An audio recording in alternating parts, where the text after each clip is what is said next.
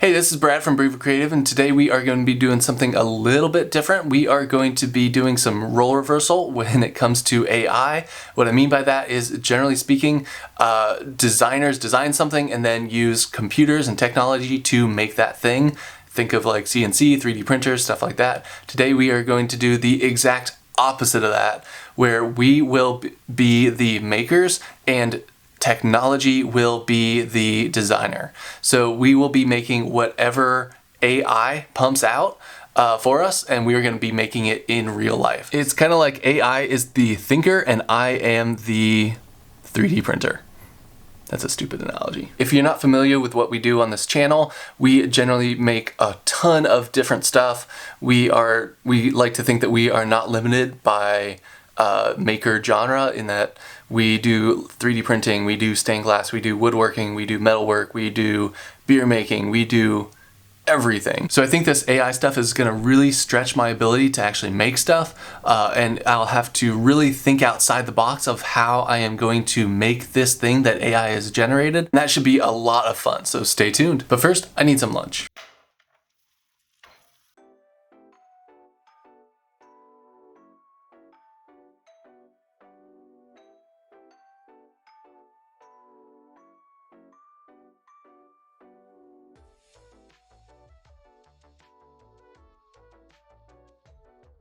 We're going to come up with more open-ended prompts instead of something like, I want a pink jellyfish riding a camel in the middle of Antarctica. So we'll get something a lot more AI generated instead of something that I come up with. So I just did a few different tests on my own just to see if this would actually work, and it totally does. What I put in here was 3D art project, weird creativity, which is a very open-ended prompt and can let AI do whatever it wants to do. And what I got was really weird. I love this one that has like this weird lady thing in a bathtub with sunglasses and a box around it. I don't know. I like it. We're gonna keep going though and do some other ones. And I'm just using various prompts in here, like 3D art, 3D art project, 3D art project weird, craft project, just to get to something that I can actually build. So I really liked the prompt 3D art project weird creativity. That seemed to give me the best results. So I'm just gonna do that again. And we are gonna watch real time as I put this in there and see what pops out. And hopefully one of those things I'll be able to make. There we go. Then you gotta wait a little bit. AI isn't fast yet. The suspense is killing me. So close, come on. There we go. Okay, we got 4 little things. They are all very clay-y. I kinda like, I kinda like this one right here. It's interesting. I don't know how I would make that though. That's just so simple. That's just like get some clay and make it. I don't like that very much. That one just seems intense. I don't know how I would possibly make that. I'm gonna try it just one more time. So here we go. And we're really just looking for something that really speaks to me and something that I can make and use a lot of various different skills that I have to make that thing.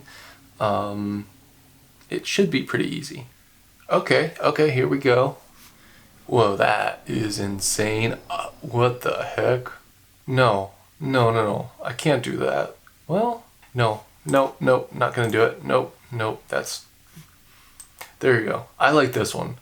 I like that one a lot. I can do, geez, what can I do? They kind of look like marbles, but they're varying in sizes. I could use, all I'm thinking of is like, oh, I could 3D print that, but that's not the point of this. The point is to actually make it by hand. I could do some of the problem is the balance. Like, this is so top heavy with all those little bubbles up top. I could do the head out of clay, and what I'm thinking is like, for the goldish looking things, I could use like a foil paper or something, or even like just rolled up paper and then spray paint it.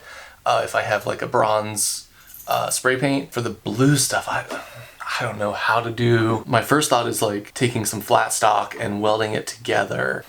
We're gonna keep this one in mind and do the 3D art project weird creativity just one more time. Anytime now, AI.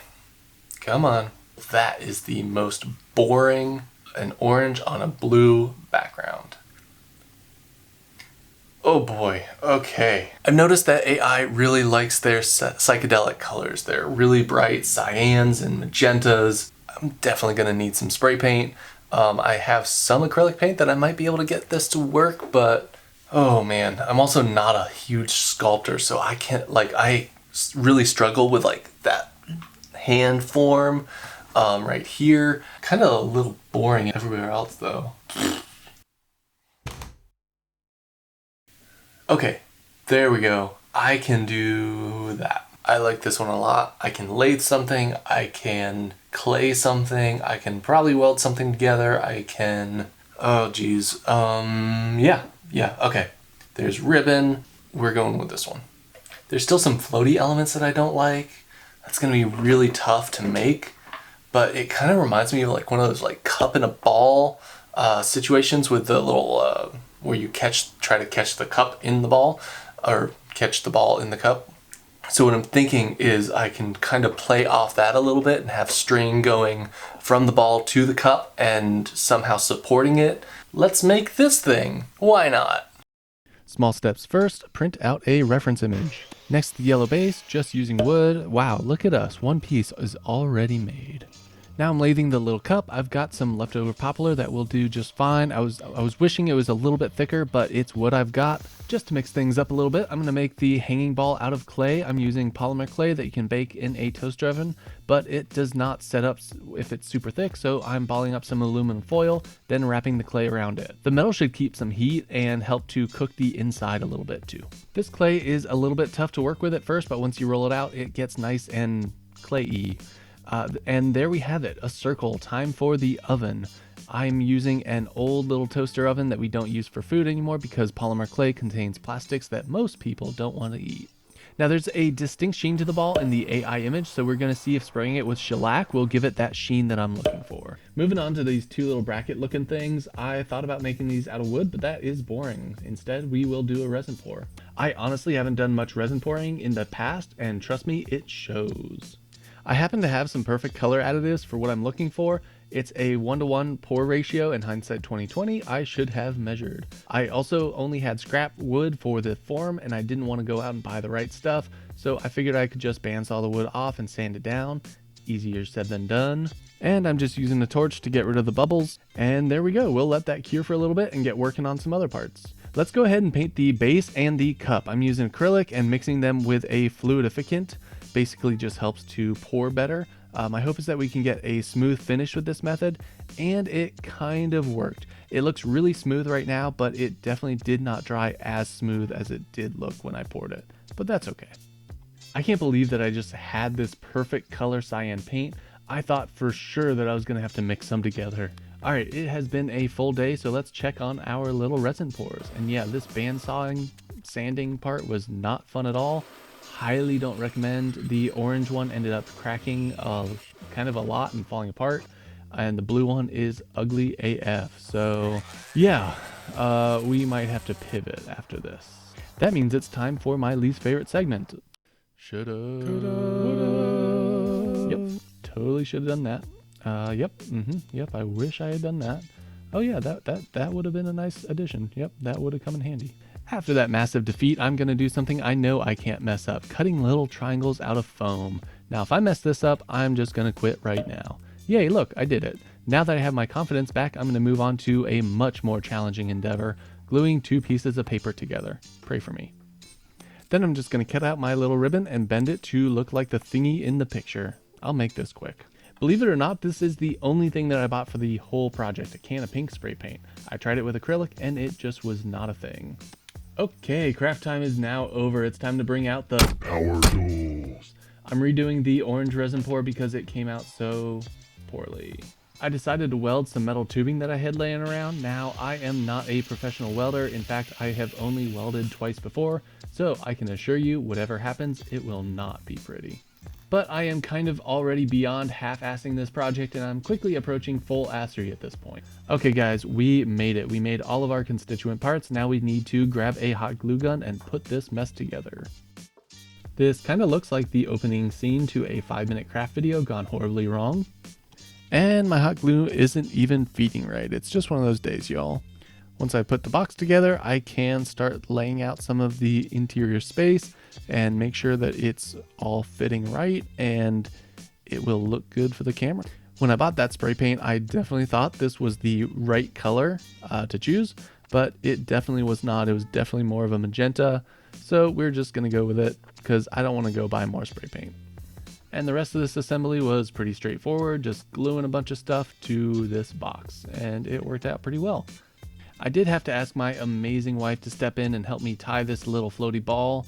I just can't with string. Both my patience and my fingers are just too stubby. All she did really was put a pin inside the polymer clay ball and then attach some fishing line to it. And I think that's everything. Now you can see there's a lot of differences between the AI generated image and mine, obviously mainly color, so I'm going to do a little post editing of myself, some selective color, some blending of the background, and now it looks a lot better. Turns out I had to use the computer after all. Well, even though that ended up looking like a diorama that a third grader made whose parents definitely didn't help them, it turned out okay. And once I did some post photoshopping editing, it kind of looked like the right image that the AI had created.